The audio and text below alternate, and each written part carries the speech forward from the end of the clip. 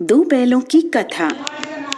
झूरी किसान के दो बैलों के नाम थे, हीरा और मोती।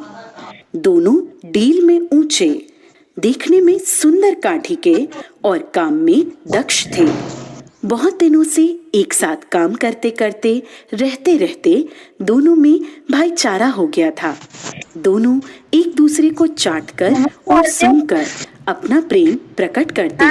कभी कभी दोनों सींग भी मिला लिया करते थे, विग्रह के नाते नहीं, केवल विनोद के भाव से, आत्मीयता के भाव से। एक बार झूरी ने अपने दोनों बैलों की जोड़ी को पत्नी के आग्रह पर ससुराल कार्यवश भेज दिया, लेकिन बैलों को इस बात का जरा सा भी एहसास नहीं था कि उन्हें क्यों भेजा जा रहा है।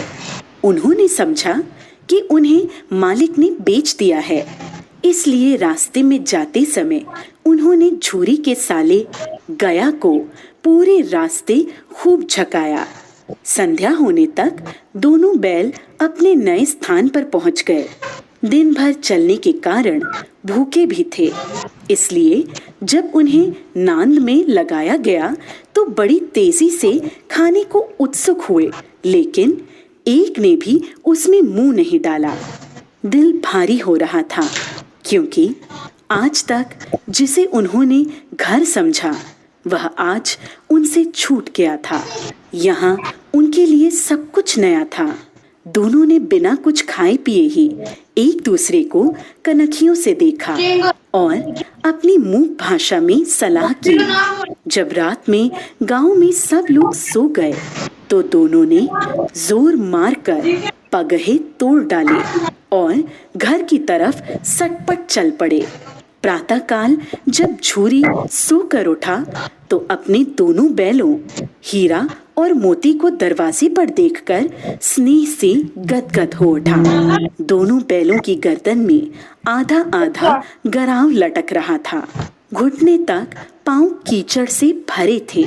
साथ ही दोनों की आंखों में विद्रोहमय स्नेह छलक रहा था।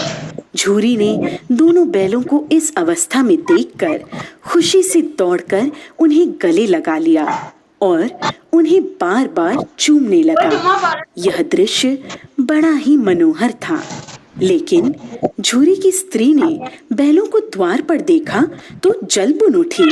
बोली, कैसी नमक हराम बैल हैं कि एक दिन वहां काम न किया, भाग खड़े हुए।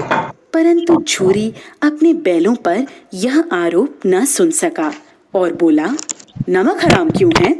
चारा दाना न दिया होगा तभी तो भाग आए। स्त्री ने रोब के साथ कहा, बस तुम ही तो बैलों को खिलाना जानते हो, और तो सभी पानी पिला पिला कर रखते हैं। झूरी ने पत्नी को चिढ़ाने के ख्याल से कहा, चारा मिलता तो क्यों भागते।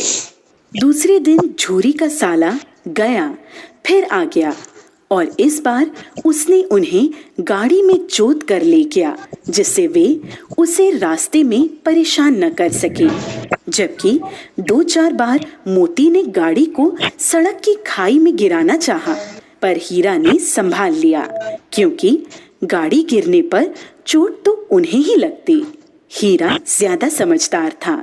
संध्या समय घर पहुंचकर दोनों को मोटी रस्सियों में बांधा गया और कल की शरारत का मजा चकाने के उद्देश्य से उन्हें फिर वही सूखा भूसा दिया गया, जबकि अपने घर के बैलों को खली, चूनी सब कुछ दिया गया। दोनों बैलों का ऐसा अपमान कभी नहीं हुआ था, न ही ऐसा कभी खाने को दिया गया था। दोनों ने नांद की तरफ आंख तक न उठाई। अगली सुबह गया ने दोनों बैलों को हल में जोता, पर दोनों बैलों ने अपनी जगह से न हटने की कसम खा ली थी। वह मारते मारते थक गया, लेकिन उन्होंने वहां से अपने पैरों को टस से मस तक नहीं किया। इस प्रकार हार मानकर गया ने उन्हें नांद पर लाकर बांध दिया। दोनों के सामने आज भी रूखा सूखा भूसा ही डाला गया। दोनों चुपचाप खड़े रहे। घर के लोग अभी भोजन कर ही रहे थे कि एक छोटी सी लड़की घर से 2 रोटियां लेकर निकली और दोनों के मुंह में देकर चली गई। उस रोटी से उनकी भूख तो शांत होने वाली नहीं थी, लेकिन मानो दोनों के हृदय को एक अलग प्रकार की शांति मिली। धीरे धीरे 2-4 दिनों में उस छोटी सी लड़की जो भौरी की थी, जिसकी माँ मर चुकी थी, सौतेली माँ उसे हमेशा मारती रहती थी, से दोनों की आत्मीयता बढ़ गई। दोनों दिन भर जोते जाते, डंडे खाते और शाम को थान पर बांध दिए जाते और रूखा सूखा भूसा डाल दिया जाता। बस रात को वही बालिका लड़की उन्हें रोटियां खिला जाती। उससे उनकी दोस्ती हो गई थी। एक रात दोनों ने वहां से भागने की योजना बनाई। रात को जब लड़की रोटियां खिलाकर चली गई तो दोनों रस्सियां चबाने लगे, पर रस्सी मोटी होने के कारण मुंह में न आती थी। बेचारे बार बार जोर लगाकर रह जाते थे। तभी उन्होंने देखा कि घर का दरवाजा खुला और वह लड़की उनके सामने आ खड़ी हुई। दोनों सिर झुकाकर उसके हाथ को चाटने लगे। उसने दोनों के माथे पर हाथ फेरा और बोली, खोल देती हूँ तुम दोनों को, चुपके से भाग जाओ, नहीं तो यहाँ के लोग तुमसे काम करवा करवा कर मार डालेंगे। उसने दोनों के गराव खोल दिए और भागने का इशारा किया, पर दोनों चुपचाप खड़े अभी सोच रहे थे कि हमारे भागने पर इस बच्ची पर आफत न आ जाए। तभी वह चिल्ला पड़ी, दोनों फूफा वाले बैल भागे जा रहे हैं। ओ दादा, दोनों बैल भागे जा रहे हैं, जल्दी पकड़ो। यह सुनते ही दोनों वहां से भाग निकले। गया घबराकर घर से बाहर आया और भागते हुए बैलों का पीछा करने लगा। दोनों बैलों ने भागने के चक्कर में इतना भी ध्यान नहीं रखा कि वे रास्ता भूल गए थे और भूख से व्याकुल हो रहे थे।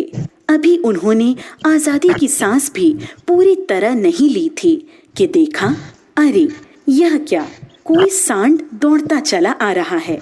सांड भी हाथी की भांति विशाल काय था। उससे भागना भी कायरता ही थी, सो दोनों ने उससे सामना करना ही उचित समझा। ज्यों ही सांड हीरा पर झपटा, मोती ने पीछे से उसे दौड़ाया। सांड जब उसकी तरफ मुड़ा तो हीरा ने उसे रगेदा। इस प्रकार सांड ने झल्लाकर हीरा का अंत करने की सोची। तभी मोती ने बगल से आकर सांड की पेट में सींग भोंक दी। अचानक हमले से घबराकर सांड घायल होकर गिर पड़ा। तब दोनों मित्र विजय के नशे में उसे छोड़कर झूमते हुए आगे निकल गए। दोनों को लड़ने के कारण भूख लग रही थी।